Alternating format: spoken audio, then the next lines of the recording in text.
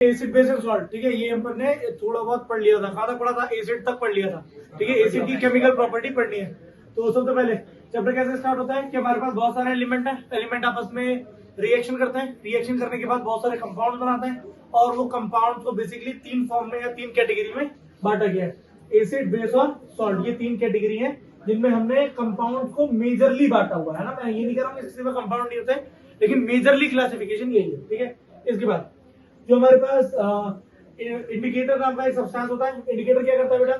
Indicator हमारे पास जो भी मतलब एसिड बेस या सॉल्ट है उसको आइडेंटिफाई करने के लिए काम में आता है, ठीक है। एसिड बेस या सॉल्ट को पहचानने के लिए काम में आता है। दो प्रकार के इंडिकेटर होते हैं, नेचुरल और आर्टिफिशियल। नेचुरल इंडिकेटर में जो प्लांट बेस्ड इंडिकेटर होता है बेसिकली वो रहता है जैसे कि लिटमस। लिटमस एक पर्पल कलर का सॉल्यूशन होता है जो कि पेपर के फॉर्म में भी हमें मिलता है ना, स्ट्रिप के फॉर्म में मिलता है, जिसे हम रेड लिटमस और ब्लू लिटमस के टाइप में वो आता है, ठीक है। लिटमस अपना कलर चेंज करता है, रेड लिटमस ब्लू में कन्वर्ट हो जाएगा जब उसको बेस में डालेंगे, और ब्लू लिटमस रेड में कन्वर्ट हो जाएगा जब उसे हम एसिड में डालेंगे। इसके बाद जो हमारे पास आर्टिफिशियल इंडिकेटर है ना, जैसे कि हमारे पास मिथाइल ऑरेंज है और फिनोप्थिलीन। फिनोप्थिलीन जैसे बेस में जाएगा तो पिंक कलर देगा, एसिड के साथ कोई भी कलर नहीं देता। वेयर मिथाइल ऑरेंज क्या करता है, एसिड के साथ रेड कलर देता है, और हमारे पास जो भी बेस है उसके साथ येलो कलर देता है। उन बच्चों के लिए जो अभी एक दो दिन गैप में चले गए थे, ठीक है, उनके लिए रिवीजन है। नेक्स्ट ये यहाँ पे एनसीईआरटी का डू यू नो का एक छोटा सा पार्ट है जिसमें लिटमस के बारे में बताया, अदर नेचुरल इंडिकेटर जैसे रेड कैबेज के बारे में बताया, ठीक है, और अदर इंडिकेटर्स हैं जिसको हम यूज करके एसिड और बेस को क्लासिफाई कर सकते हैं और डिटेक्ट कर सकते हैं। जो इंडिकेटर्स होते हैं वो एसिड और बेस के साथ रिएक्शन करके अलग अलग कलर देते हैं। तो ये हमारे पास पूरे के पूरे एसिड्स हैं। एसिड क्या होता है, जो H+ आयन रिलीज करे। बेस क्या होता है, जो OH- आयन रिलीज करे। यही H+ ion OH- ion indicator के साथ रिएक्शन करते हैं और कलर में चेंज लेके आते हैं। क्लियर हो गया? तो यहाँ पे हमारे पास चार अलग अलग सॉल्यूशन दिए, इनके साथ हम रिएक्ट करा के कलर बदलेंगे तो हमें समझ में आ जाएगा कैसे बनेगा, है ना, ये कर चुके हम लोग। इसके बाद ऑल्फैक्टरी इंडिकेटर्स। इंडिकेटर्स क्या करते हैं बेटा? ऑल्फैक्टरी इंडिकेटर्स वो इंडिकेटर्स होता है जो कि स्मेल को चेंज कर देते हैं। जैसे अनियन एक ऑल्फैक्टरी इंडिकेटर है। अनियन जैसे ही बेस के साथ रिएक्शन करेगा तो अपना स्मेल चेंज कर देता है। पहले मतलब अनियन का एक स्पेसिफिक स्मेल होता है, जैसे ही वो बेस के साथ मिलेगा तो उसमें वो स्मेल नहीं आएगी, ऑर्डरलेस हो जाएगा, ठीक है। सेम वेनिला का भी एक स्पेसिफिक स्मेल होता है, ये ऑल्फैक्टरी इंडिकेटर है। ये इंडिकेटर क्या करता है, जैसे ही बेस के साथ मिलता है तो ये अपना स्मेल को चेंज कर देता है, ठीक है। और हमारे पास अनियन जो है और जो वेनिला है ये एसिड के साथ रिएक्शन करके अपने स्मेल को चेंज नहीं करते, ये ऑर्डर को चेंज नहीं करते। ये उसकी एक एक्टिविटी है जो हमने डिस्कस कर ली थी, ठीक है।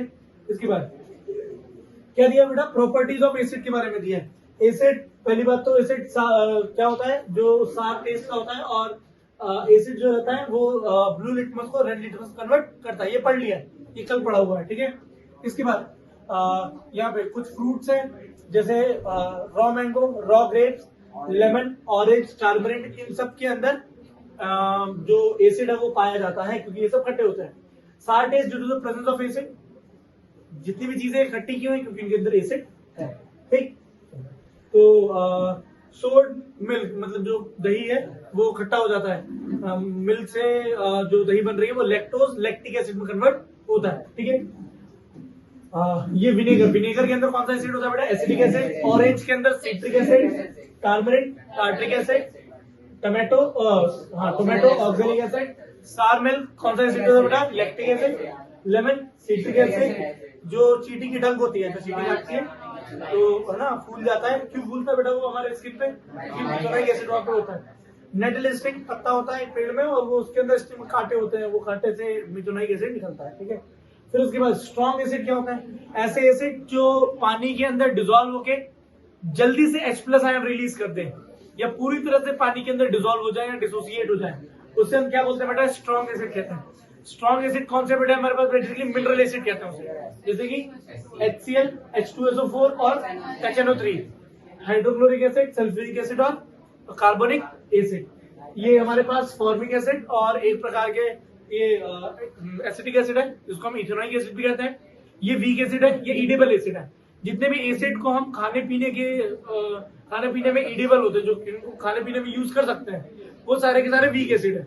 जैसे नींबू के अंदर एक मेजर कंटेंट सिट्रिक एसिड का होता है, एप्पल के अंदर है ना, मैलिक एसिड होता है, बहुत सारे एसिड्स होते हैं इन सबके अंदर, लेकिन वो हम खा सकते हैं। सारे एसिड हमारे हेल्थ के लिए ऐसे बहुत ज्यादा बुरे नहीं है, ठीक है। लेकिन जो स्ट्रॉन्ग एसिड होते हैं, अगर वो हमारे हाथ पे गिर जाएंगे तो कोरोसिव इफेक्ट दिखाएंगे, हमारे हाथ को पूरा जला देंगे, है ना, स्किन को, अपर स्किन को निकाल देंगे ऐसा। इसके बाद ये कुछ एसिड्स दिए हुए, कहाँ कहाँ ये यूज होता है। कंसंट्रेशन और डाइल्यूट एसिड। डाइल्यूट एसिड और कंसंट्रेटेड एसिड क्या होता है, ऐसे एसिड्स जिसमें अगर पानी की क्वांटिटी बहुत कम है, ऐसे एसिड्स को हम कंसंट्रेटेड एसिड कहते हैं। ऐसे एसिड जिसके अंदर पानी की क्वांटिटी क्या है बेटा, बहुत ज्यादा कम है, ऐसे एसिड को हम क्या बोलते हैं बेटा, कंसंट्रेटेड एसिड।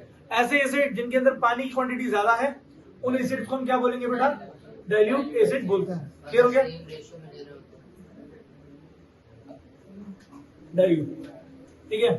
सो कंसंट्रेटेड जिस पानी की क्वांटिटी ना के बराबर हो, 2, 4, 5, 6 बूंद और ऐसे मॉलिक्यूल्स प्रेजेंट हो तब, लेकिन तुम ऐसे हाफ मिला दिया बहुत ज्यादा पानी में, डाइल्यूट हो जाता है। इसलिए खाना खाने के पहले बोलते रहो पानी नहीं पीना चाहिए ज्यादा, एसिड डाइल्यूट हो जाता है तो खाना डाइजेस्ट नहीं हो पाएगा, ठीक है। चलो तो कंसंट्रेटेड डाइल्यूट समझ में आ गया। हमेशा पानी के अंदर एसिड को मिलाया जाता है। जब भी पानी को एसिड में मतलब पानी में एसिड मिलाते हैं तो एसिड में से बहुत ज्यादा हीट निकलती है, एक्सोथर्मिक प्रोसेस होता है, पानी उसे एब्जॉर्ब कर लेता है, ठीक है। लेकिन एसिड में अगर गलती से पानी डाल दिया तो हाईली एक्सोथर्मिक होता है, जो एसिड है वो बाहर आने के चांसेस ज्यादा होते हैं, क्योंकि पानी कम है, पानी हीट को एब्जॉर्ब नहीं कर पाएगा, ठीक है। डाइल्यूटिंग द एसिड, पानी में अगर आप एसिड को थोड़ा सा मिला दें तो वो डाइल्यूटिंग द एसिड कहलाता है, ठीक है। ये भाई ये हमारे फिल्म का मजाक उड़ाया हमने, ठीक है ना। ये एक्टिविटी आप करके देख सकते हो, 10 ml पानी लो, उसमें सल्फ्यूरिक एसिड डाल दो, सल्फ्यूरिक एसिड डालने पे जो पानी है, जो बीकर है वो बहुत ज्यादा गर्म हो जाएगा, उसको टच करके देख सकते हो, थर्मोमीटर लगा के देख सकते हो, आपको टेम्परेचर डिफरेंट मिलेगा। Then properties of acid, acid have sour and taste, खट्टा होता है, taste weak acid, strong acid चाहिए, नींबू में से निचोड़ दो पानी के अंदर तो ऐसा ज्यादा फर्क नहीं पड़ेगा, वीक एसिड है ना, हाँ थोड़ी बहुत। चलो, asset turns blue litmus into the red, ये आइडेंटिफिकेशन है। पहले तो कोई चीज टेस्ट करके बता दोगे कि भाई ये एसिड है, लेकिन सारे एसिड तो खा भी नहीं सकते, है ना।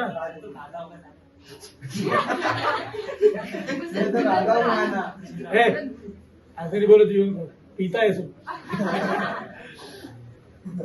ये एसिड बेस खिला रहे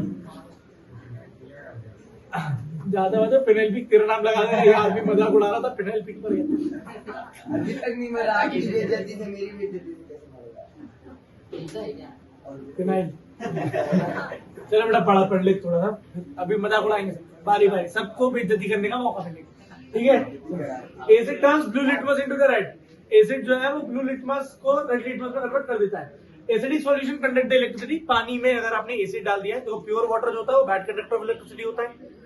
प्योर वाटर में अगर बैटरी लगा के 2 तार यहाँ लगा के उसको बल्ब से अगर कनेक्ट कर दिया तो वो कंडक्टिविटी करेगा क्या, नहीं करेगा। लेकिन अगर उसमें थोड़ा सा एसिड या थोड़ा सा नमक या थोड़ा सा बेस डाल दिया, फिर उसमें से इलेक्ट्रिकल कंडक्टिविटी कराओगे तो होगी, हाँ इलेक्ट्रिसिटी कंडक्ट हो जाएगी। तो पानी के अंदर एक्वस सॉल्यूशन में एसिड के आयंस टूट जाते हैं, बढ़ जाते हैं, डिसोसिएट हो जाता है। जैसे हमारे पास मान लो H2SO4 है, ये H2SO4 आपने पानी के अंदर डाला, पहले पानी प्योर था तो इलेक्ट्रिकल कंडक्टिविटी नहीं कर रहा था, जैसे ये पानी में डाला ये H+ और SO4- आयन बनाएगा, ये आयंस में डिसोसिएट हो रहा है, जैसे आयंस में डिसोसिएट हो रहा है ये इलेक्ट्रिसिटी, ये आयंस इलेक्ट्रिसिटी कंडक्ट करवाएंगे, दुष्ट कहेंगे। चलो इसके बाद केमिकल प्रॉपर्टी में केमिकल प्रॉपर्टी पड़ी थी, एसिड अगर मेटल से रिएक्शन करता है तो हाइड्रोजन गैस निकालता है, साथ में मेटेलिक सॉल्ट बनाता है। क्या बनाता है बेटा, मेटेलिक सॉल्ट बनाता है। लेकिन कुछ देखो, जैसे एक मिनट में बता दे रहा है ना, ये एक एक्टिविटी है, बोला सल्फ्यूरिक एसिड लो, ये सल्फ्यूरिक एसिड ले लिया बनता है। सल्फ्यूरिक एसिड में मतलब 5 ml सल्फ्यूरिक एसिड लेना है, इसमें पानी मिला देना, मतलब एक्वस, AQ लिख दे, AQ मतलब पानी में सल्फ्यूरिक एसिड मिलाया, उसमें जिंक ग्रेन्यूल, जिंक के छोटे छोटे टुकड़े डाल दिए, तो वो हाइड्रोजन गैस निकालेगा और उसके नीचे ही सॉलिड सा कुछ ZnSO4 बच जाएगा। ये समझ में आया। यही एक्टिविटी आप HCl से करके देखो तो क्या होगा, हो जाएगी activity, same to same activity हो जाएगी, हाइड्रोजन गैस निकलेगी, देखो लिख के दिखाया है, Zn जिंक का रिएक्शन एसिड के साथ करेंगे तो ZnCl2 बनाएगा और साथ में बनाएगा बढ़िया सी हाइड्रोजन गैस, ठीक। अब इसके बाद यही रिएक्शन आप HNO3 से करके दिखाओ। HNO3 क्या होता है बेटा? Nitric acid. अब यहाँ थोड़ा सा ट्विस्ट है, ठीक है। अब यहाँ समझो, हमारे पास जो नाइट्रिक एसिड है, हमारे पास जो नाइट्रिक एसिड है, वो नाइट्रिक एसिड क्या करता है वो समझो बेटा। तुम्हारी सोच से गंदा नहीं है, कोई साफ नहीं कर सकता। दिमाग में फिर डालना पड़ेगा, दिमाग की कीड़े मारने पड़ेंगे, सही बात है। जिंक ग्रेन्यूल को रिएक्शन किससे कराना है? डाइल्यूट नाइट्रिक एसिड के साथ, ठीक है। कैसे रिएक्शन होगा? देखो हमारे पास क्या बन जाएगा बेटा इस बार, जो जिंक ग्रेन्यूल है वो डाइल्यूट मतलब पानी में नाइट्रिक एसिड को पानी में डाला, क्या है? HNO3। इसके साथ अगर मैं रिएक्शन कराऊंगा तो क्या बनाएगा? ZnNO3 का होल ट्वाइस, क्योंकि जिंक की वैलेंसी कितनी है? 2, नाइट्रेट NO3 की वैलेंसी कितनी आती है बेटा? 1। इसका इंटू है, इसका इंटू है, तो बच जाएगा ZnNO3 का होल ट्वाइस, ठीक है। ZnNO3 का क्या आ जाएगा बेटा? होल ट्वाइस आ जाएगा। इसके साथ क्या बनाएगा बेटा? N2O गैस, साथ में क्या बनाएगा बेटा? वाटर, ठीक है। साथ में क्या बनाएगा बेटा? वाटर। बैलेंस कैसे करना है? जिंक हमारे पास यहाँ पे 1 है, यहाँ पे जिंक 1 है, नाइट्रोजन हमारे पास कितना आ रहा है? 4, ठीक है। तो यहाँ पे क्या लगा देंगे? 4। यहाँ पे अगर 4 लगाया तो हाइड्रोजन मेरे पास हो जाएगा 4। हाइड्रोजन को बैलेंस करने के लिए मुझे यहाँ पर कितना लगाना पड़ेगा बेटा? यहाँ पे 2 लगाना पड़ेगा, ठीक। 2 कर दिया। ऑक्सीजन कितना हो रहा है बेटा हमारे पास? 6, 7, 8, 9 आ रहा है ऑक्सीजन। ऑक्सीजन अगर 9 आएगा तो यहाँ पर इसको चेंज करना पड़ेगा, डन। तो यहाँ पर चेंज करने के लिए मुझे लेना पड़ेगा बेटा, इसको 3 लेना पड़ेगा, ठीक है। ये 3 लेना पड़ेगा। अगर यहाँ पे इसको मैं 3 लेता हूं तो मेरे पास यहाँ पर हाइड्रोजन 3 आ गया, हाइड्रोजन 3 हो जाएगा। तो वहां पे हाइड्रोजन कितना आ रहा है बेटा? 4। तो 4 से तो कम कर ही नहीं सकते, रुको। बैलेंस कैसे करें?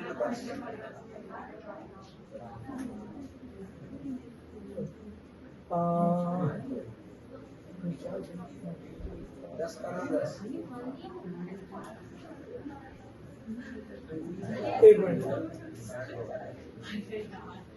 इसको अगर 10 करते हैं तो एक मिनट है, डायरेक्ट करके देखते हैं। 10 करने पे यहाँ पे कितना आ जाएगा बेटा? पानी को बैलेंस करोगे तो पानी बैलेंस करने के लिए यहाँ पे कितना आ जाएगा बेटा अपने पास? 5।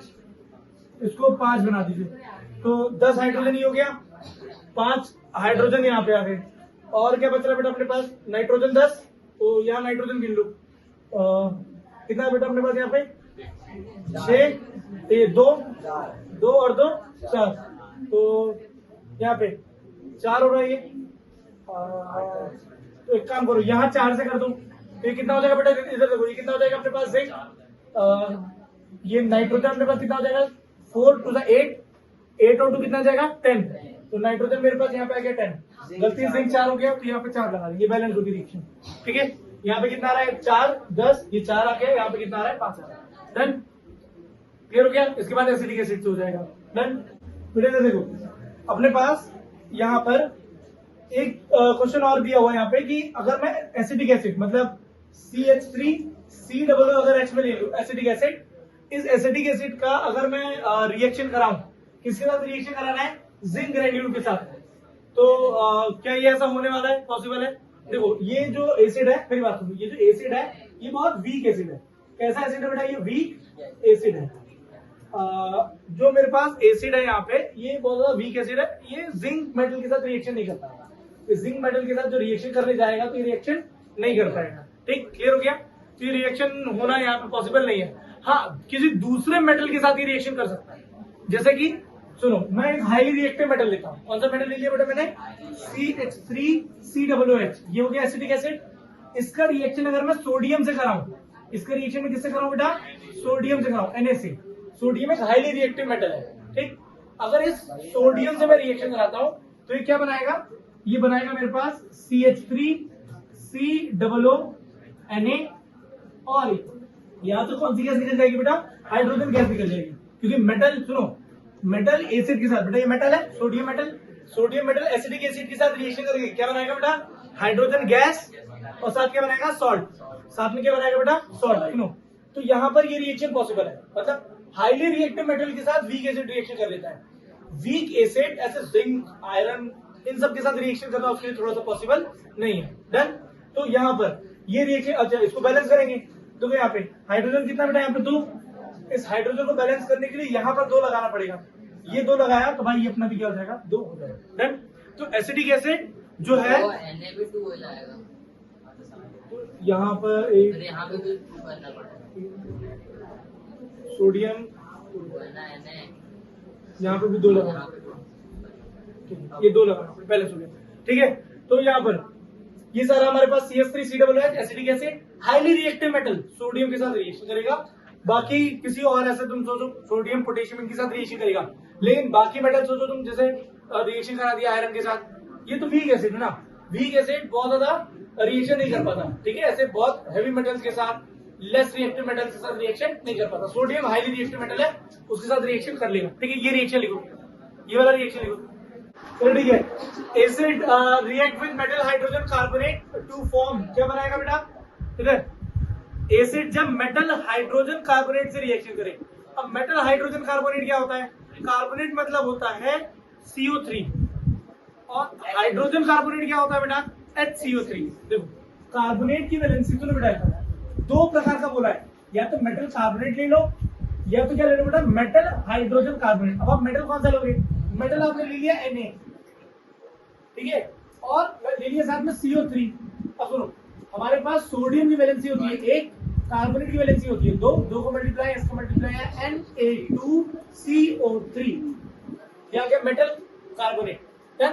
अब मेटल हाइड्रोजन कार्बोनेट क्या होगा, देखो बेटा मेटल हो गया सोडियम, हाइड्रोजन कार्बोनेट क्या हो जाएगा बेटा, HCO3। अब होता क्या, देखो जब इसमें H नहीं लगा रहता ना तो उसकी वैलेंसी होती है 2, जब हाइड्रोजन लग जाता है तो उसकी वैलेंसी हो जाएगी 1, इसकी वैलेंसी हो जाएगी 1। Simple NaHCO3।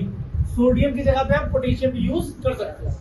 ये सोडियम कार्बोनेट, अगर पोटेशियम यूज करोगे तो potassium carbonate, sodium hydrogen carbonate, potassium hydrogen carbonate, अगर के लगेगा तो पोटेशियम हाइड्रोजन कार्बोनेट। चलो डन। अब इसके बाद हमारे पास इस हाइड्रोजन कार्बोनेट और जो कार्बोनेट है, इनके जो सॉल्ट है, इनके जो मेटलिक सॉल्ट है, इनका रिएक्शन हमें किससे कराना है, एसिड के साथ। तो एसिड मैंने ले लिया HCl, HCl एसिड का रिएक्शन मैंने किससे करा दिया बेटा, सोडियम कार्बोनेट Na2CO3 इससे करा दिया। डन। मैंने अगर रिएक्शन कराया तो सबसे पहले Na के साथ Cl सॉल्ट निकल गया, NaCl। रुक जाओ। अब इसके बाद मेरे पास ये सॉल्ट बन गया, सॉल्ट के साथ क्या बनता है बेटा, वाटर। सॉल्ट के साथ क्या बनता है बेटा, वाटर। तो सॉल्ट प्लस वाटर बन गया H2O। सुनो, या तो मैं इसका रिएक्शन एक और बार कर रहा हूं, HCl का रिएक्शन NaHCO3, इसको मैं सोडियम हाइड्रोजन कार्बोनेट भी कह सकता हूँ, सोडियम बाय कार्बोनेट भी कह सकता हूँ। इसी को हम हाइड्रोजन कार्बोनेट कहते हैं, इसी को हम HCO3 को बाय कार्बोनेट भी कहते हैं। ठीक है, एक ही बात है, वो अलग अलग नहीं है। तो यहाँ पे जब इसका रिएक्शन कराएंगे तो रिएक्शन कराने में क्या मिलेगा, रिएक्शन कराने में मिलेगा बेटा HCl, रिएक्शन कराने में क्या मिलेगा बेटा HCl, और इसके साथ में मुझे क्या मिलेगा, कार्बन, इसके साथ में मुझे क्या मिलेगा बेटा, वाटर। सॉरी एक मिनट,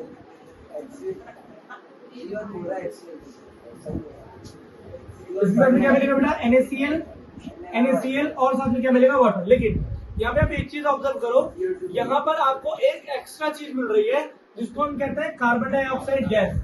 क्या बोलते हैं बेटा, साथ में कार्बन डाइऑक्साइड गैस। तो देखो इससे पहले जब जिंक वाला किया था तो वहां पे भी N2O गैस निकल रही थी। कौन सी गैस निकल रही थी बेटा, N2O गैस निकल रही थी। और यहाँ पे हमारे पास कौन सी गैस निकल रही है, कार्बन डाइऑक्साइड गैस निकल रही है। नॉर्मली जब हम रिएक्शन करते हैं तो कौन सी गैस निकलती है बेटा, हाइड्रोजन गैस निकलती है। इधर मेटल जब भी एसिड के साथ रिएक्शन करेगा तो हाइड्रोजन गैस निकालेगा कॉमन में, लेकिन HNO3 यूज करेंगे, नाइट्रिक एसिड के साथ अगर रिएक्शन करेगा तो N2O गैस निकालता है। डन, समझ में आ गया। सुनो, अब लेकिन जब भी मेटल हाइड्रोजन कार्बोनेट या मेटल हाइड्रोजन कार्बोनेट या मेटल कार्बोनेट एसिड के साथ रिएक्शन करता है तो सॉल्ट प्लस वाटर प्लस साथ में कार्बन डाइऑक्साइड गैस बनाता है। ठीक है, अब बैलेंस करते हैं इसको। देखो हमारे पास हाइड्रोजन है कितना है, 1, यहाँ हाइड्रोजन कितना बेटा 2, बैलेंस करते हैं, यहाँ 2 लगा दिया, देन क्लियर हो गया। सोडियम कितना है बेटा 1, सोडियम कितना है 2, तो बैलेंस करने के लिए 2 यहाँ लगा दिया। क्लोरीन 2 से मल्टीप्लाई, क्लोरीन 2 हो गया, तो यहाँ क्लोरीन भी 2 हो गया। Carbon dioxide, carbon 1, carbon 1, oxygen कितना आ रहा है 3, तो 2 और 1 3, सब कुछ बैलेंस है। अब यहाँ पे देखो, इस वाले को देखो, हाइड्रोजन कितना है 1, यहाँ पर हाइड्रोजन कितना है 2, तो यहाँ पे मैंने क्या यूज कर लिया 2 हाइड्रोजन यहाँ पे यूज कर दिया। नहीं 2 क्यों यूज करना, हाइड्रोजन हमारे पास 2 है, एक सेकंड बता रहा हूँ, देखो यहाँ पे हाइड्रोजन 2 है बेटा हमारे पास, ये देखो ये हाइड्रोजन 2 है, एक हाइड्रोजन ये पड़ा, एक 2 हाइड्रोजन हो गए, डन। अरे बैलेंस है ना, इधर यहाँ पे देखो 2 हाइड्रोजन, यहाँ पर भी 1 और 1, 2 हाइड्रोजन ही आ गया। क्लोरीन 1, देखो एक chlorine 1, sodium 1, sodium 1, carbon 1, carbon 1 को लगा है, 3 ऑक्सीजन है, 2 और 1 3 ऑक्सीजन, ये डन। तो जब भी एसिड मेटल कार्बोनेट से रिएक्शन करेगा, मेटल हाइड्रोजन कार्बोनेट से रिएक्शन करेगा, तो कौन सी गैस निकलती है बेटा, कार्बन डाइऑक्साइड गैस निकलती है। कौन सी गैस निकलती है बेटा, कार्बन डाइऑक्साइड गैस निकलती है।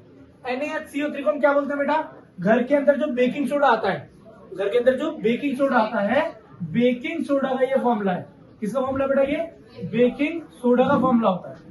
ये वॉशिंग सोडा है, ये Na2CO3 क्या है बेटा, ये वॉशिंग सोडा है, वॉशिंग सोडा, ठीक है, वॉशिंग सोडा, वॉशिंग सोडा मतलब Na2CO3, ठीक है, ये हाँ वॉशिंग सोडा। इसमें 10 क्रिस्टल मॉलिक्यूल पानी के भी होता है, Na2CO3 डॉट 10H2O, ठीक है, सोडियम क्लोराइड NaCl। बेटा NaCl क्या होता है, सोडियम क्लोराइड, भाई पूछ रहे हैं ये NaCl क्या होता है बेटा, सोडियम क्लोराइड। क्या हो गया पूछो, सर्फ, सर्फ, सर्फ, चलो डन बेटा। पिछले वाला रिएक्शन लिख लिया है, चलो ये वाला लिखो।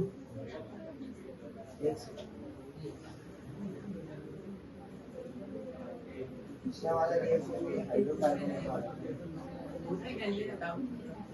तो पिछले वाला रिएक्शन क्या था, हाइड्रोकार्बन। चलो ठीक है, रिएक्शन कौन सी थी बेटा अपने पास, देखो आगे बढ़े। एसिड रिएक्ट विद बेस, जब भी एसिड बेस के साथ रिएक्शन करेगा, ऐसी रिएक्शन को हम क्या बोलते हैं बेटा, न्यूट्रलाइजेशन रिएक्शन। 7th क्लास में था ये, ठीक है। तो एसिड जब भी बेस के साथ रिएक्शन करता है, एसिड और बेस रिएक्शन करके कौन सी रिएक्शन कहलाती है बेटा, ये neutralisation reaction, neutralisation, neutralisation reaction. Neutralisation क्यों कहते हैं, हिंदी में पता क्या कहते हैं ऐसे, हाँ नहीं बेटा, एक समान, बराबर, बीच का,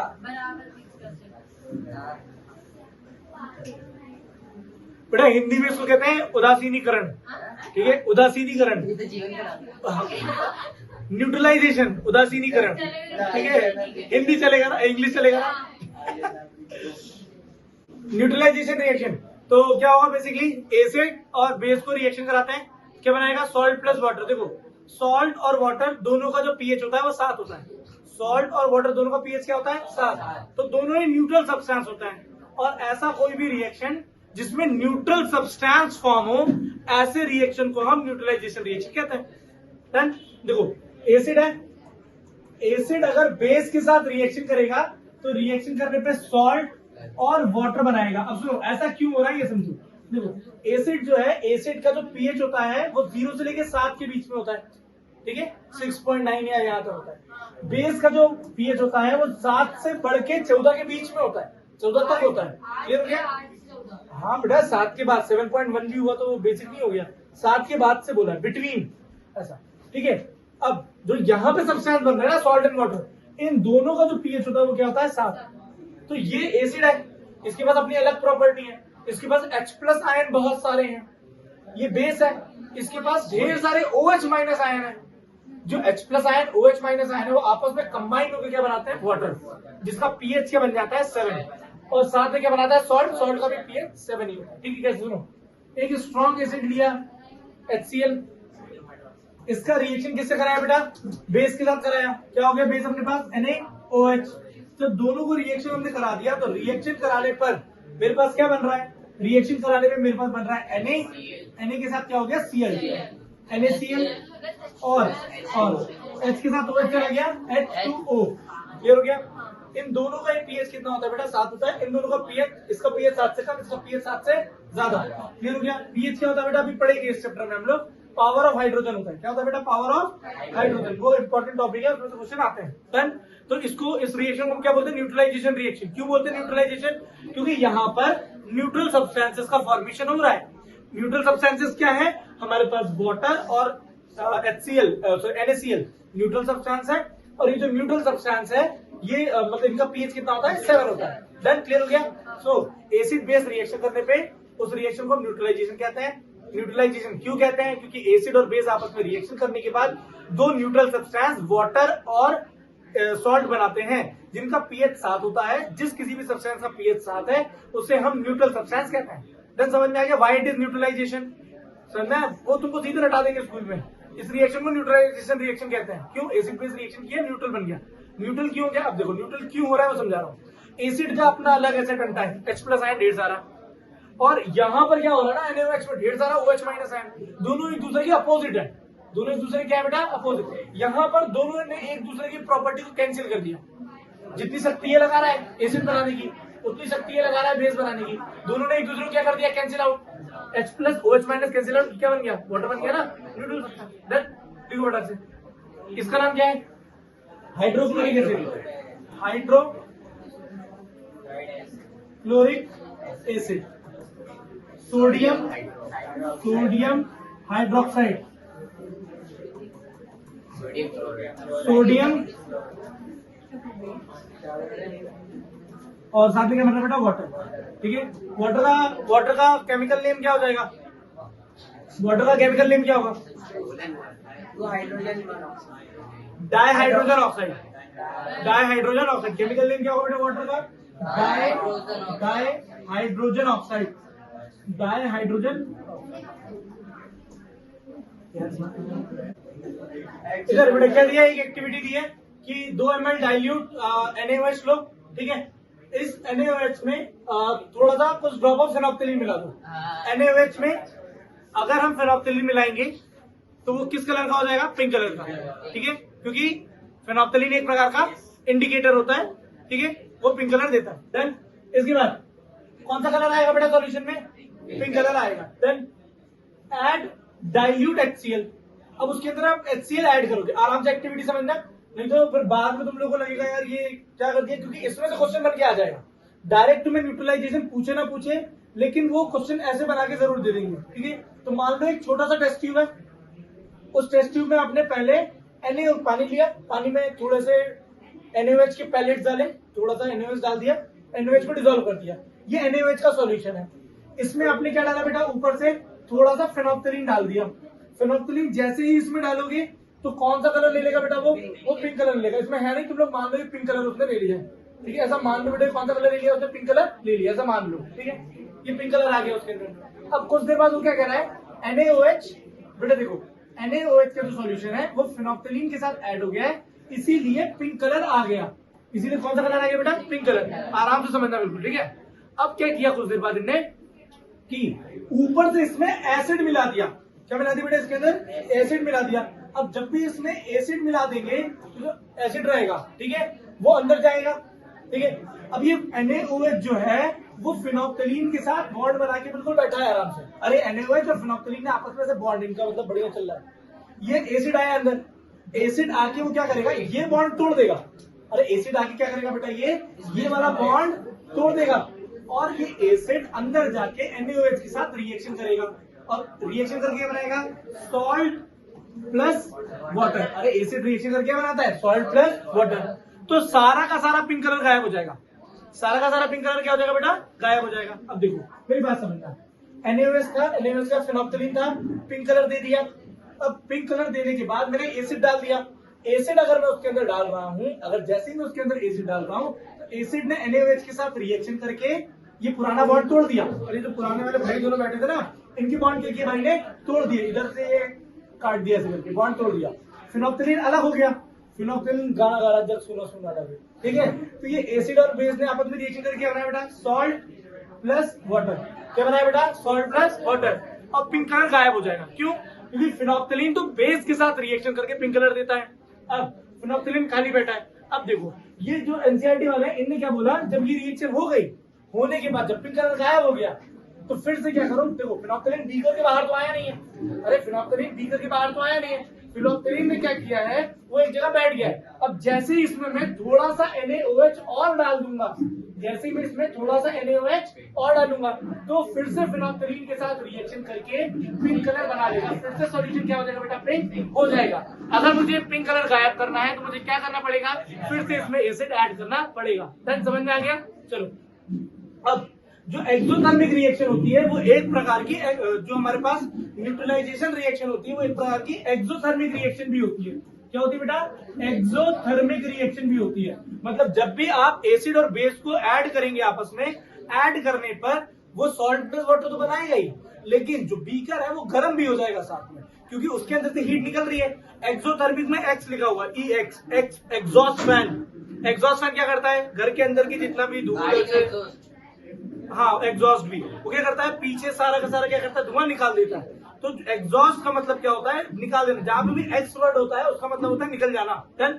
चलो तो यहाँ पे एक्सोथर्मिक रिएक्शन है। कौन सी रिएक्शन है बेटा, एक्सोथर्मिक रिएक्शन है। एक्सोथर्मिक रिएक्शन क्या करता है, जो हमारे पास हीट है, एक्सो मतलब हो गया निकल जाना, किसका निकलना बेटा, हीट का निकलना। थर्मिक मतलब होता है हीट, हीट का निकल जाना। तो न्यूट्रलाइजेशन रिएक्शन एक प्रकार का एक्सोथर्मिक रिएक्शन भी है।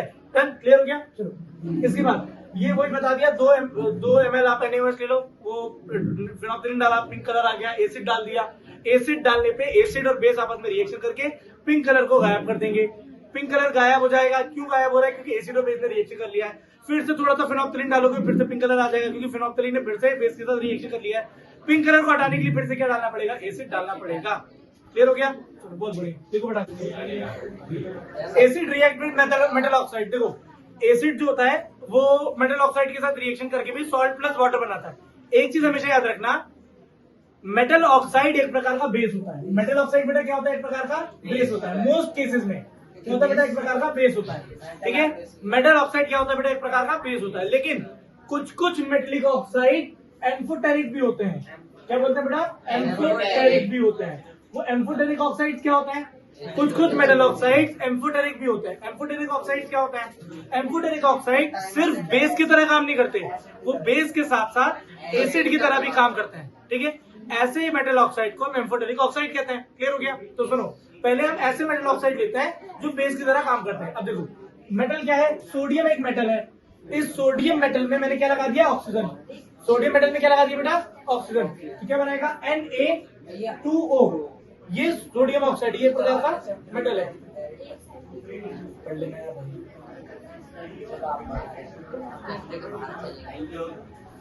क्लियर हो गया। सुनो, तो हमारे पास ये Na2O, ये क्या है बेटा, हमारे पास एम्फोटेरिक ऑक्साइड है। सुनो, इसके बाद हमारे पास K2O, पोटेशियम ऑक्साइड। ठीक है, ये भी क्या है बेटा, एक प्रकार का हमारे पास मेटल ऑक्साइड है। क्लियर हो गया। ये दोनों मेटल ऑक्साइड। एम्फोटेरिक ऑक्साइड क्या है, Al2O3। ठीक है, ZnO। ठीक है, ये सब हमारे पास एम्फोटेरिक ऑक्साइड है।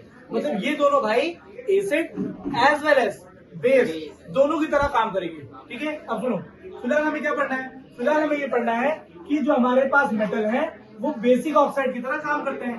तो देखो मेरे पास एक एसिड ले लिया मैंने। एसिड क्या ले लिया, HCl।